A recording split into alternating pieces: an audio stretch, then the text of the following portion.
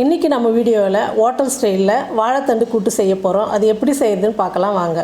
வாழைத்தண்டு 10 ரூபா கொடுத்து ஒரு பீஸ் வாங்கினேன். அது வந்து இந்த அளவுக்கு வந்தது பாருங்கள். கூட்டுக்கெலாம் வந்து ரொம்ப பொடியாக கட் பண்ணால் தான் ரொம்ப நல்லாயிருக்கும். நான் இந்த மாதிரி பொடியாக கட் பண்ணி தண்ணியில் மஞ்சள் தூள் போட்டு இந்த மாதிரி பொடியாக கட் பண்ணி எடுத்து வச்சுருக்கேன். அப்போ தான் வந்து வாழைத்தண்டு வந்து கருப்பாகாது.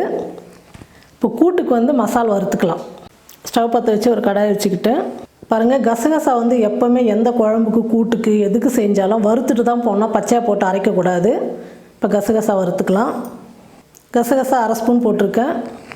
இது கூடவே சோம்பு வந்து 1/2 ஸ்பூன் இதையும் சேர்த்துக்கிறேன். இப்போ ரெண்டும் நல்லா பொன்னுறவில் வறுத்துக்கலாம். பாருங்கள், சோம்பு கசகசா நல்லா வறுந்துடுச்சு. இப்போ ஸ்டவ் ஆஃப் பண்ணிடுறேன். பாருங்கள், ஒரு மிக்ஸி ஜாரில் இப்போ மசாலா வந்து போட்டுக்கலாம். இந்த கூட்டுக்கு வந்து நம்ம வந்து மிளகாத்தூள்லாம் போட போகிறதில்ல. இந்த பச்சை மிளகா தான் காரத்துக்கு. பச்சை மிளகா வந்து ஒரு 10 எடுத்துக்கிறேன். இது சின்ன சின்னதாக இருக்குது, அதனால் நான் 10 எடுத்துக்கிட்டேன்.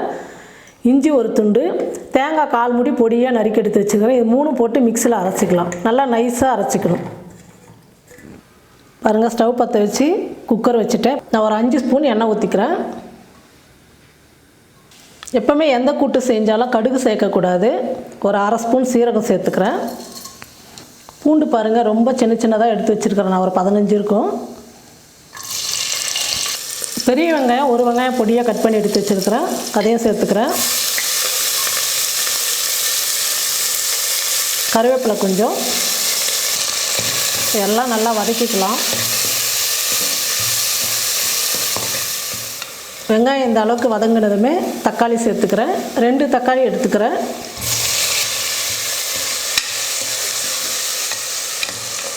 இப்போ எல்லாம் வதங்கிடுச்சு. இப்போ வாழைத்தண்டு சேர்த்துக்கிறேன்.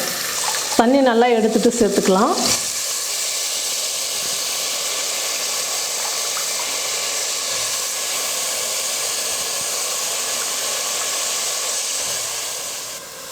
பாசிப்பருப்பு 50 கிராம் நல்லா கழுவி சுத்தம் பண்ணி எடுத்துக்கிட்டேன், அதையும் சேர்த்துக்கிறேன். கூட்டுக்கு வந்து கடலைப்பருப்பும் போடலாம், ஆனால் பாசிப்பருப்பு போட்டால் கொஞ்சம் டேஸ்ட்டு நல்லாயிருக்கும். அதனால தான் நான் பாசிப்பருப்பு போடுறேன். ஒரு 2 நிமிஷம் நல்லா வதங்கட்டும் எண்ணெயிலே. 2 நிமிஷம் நல்லா வதங்கிடுச்சு.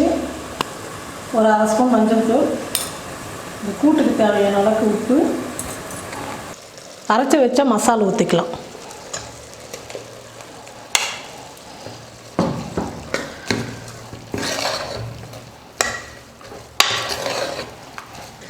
கூட்டுக்கு தேவையான அளவுக்கு தண்ணி சேர்த்துக்கலாம். இந்த அளவுக்கு தண்ணி இருந்தால் போதும். நம்ம வந்து கூட்டு செய்கிறோம், அதனால் வந்து ரொம்ப தண்ணியாக இருக்கக்கூடாது. இப்போ குக்கர் மூடி போட்டு மூடிடலாம்.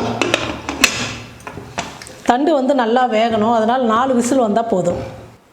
பாருங்கள், குக்கர் வெயிட் குறைஞ்சிடுச்சு.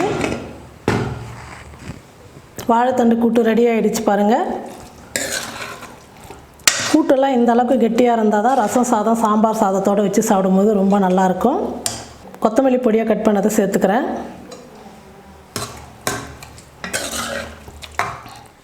வாழைத்தண்டு வந்து உடம்புக்கு நல்லது. சிறுநீரக கற்கள்லாம் வந்து கரைக்கும். அடிக்கடி நம்ம உணவில் சேர்த்துக்கும் போது ரொம்ப நல்லது.